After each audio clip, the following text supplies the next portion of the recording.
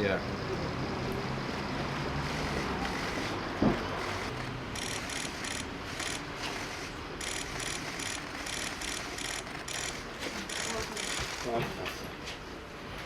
How are you? Good to see you. How are you? Listen, morning.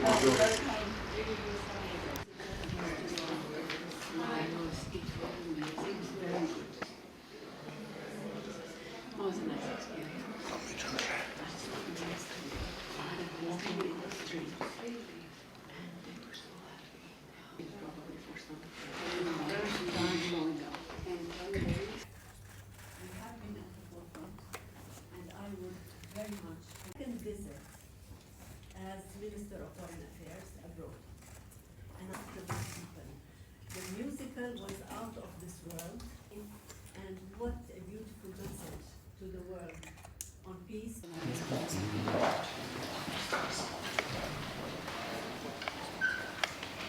In mir je bil ena od tem današnjega pogovora z ministrico. Izmenjali sva predvsem res poglede na razmere v Palestini in v regiji. Razmere v Palestini so alarmantne, predvsem v Gazi, tudi na Zahodnem bregu. Petkovna novica o tem, da v Gazi vlada lakota, kar so razglasili Združeni narodi, nas je vse izjemno pretresla. Veliko sva govorili o tem, kako je treba takoj vzpostaviti trajno, pravično premirje. Today, with Minister Fayon, we discussed the genocidal war on Gaza, the mounting humanitarian crisis, and the overall catastrophe created on the Gaza Strip, and Israel's use of starvation as a weapon of war. And we all know that this kind of starvation should never be present in this day and age, and it is a crime of war.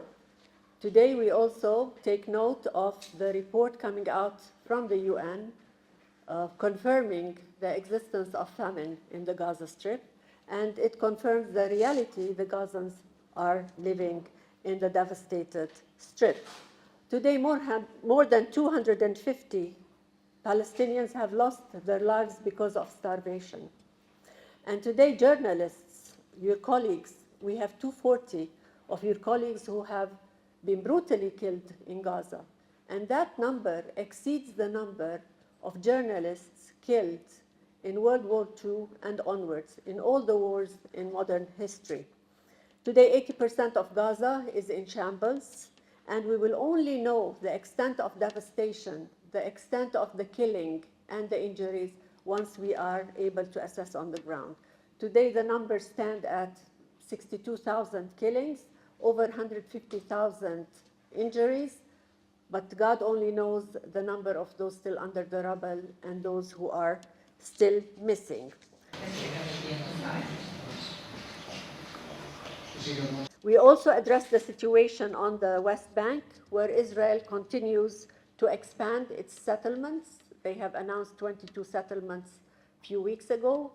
A few days ago, they announced their plan for E1, which will cut the West Bank into pieces. And it, again, defies everything that international law says about settlements and an illegal occupation.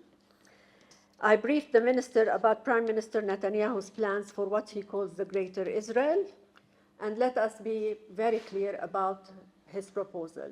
This proposal is a direct threat to peace and security, not only in the Middle East, not only for Israel-Palestine, but for the world at large. And it is our collective responsibility to stand firm against this colonial and expansionist plan.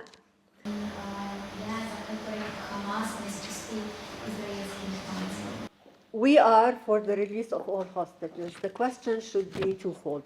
Why doesn't Hamas release the hostages, and why doesn't Israel stop this genocidal war on Gaza?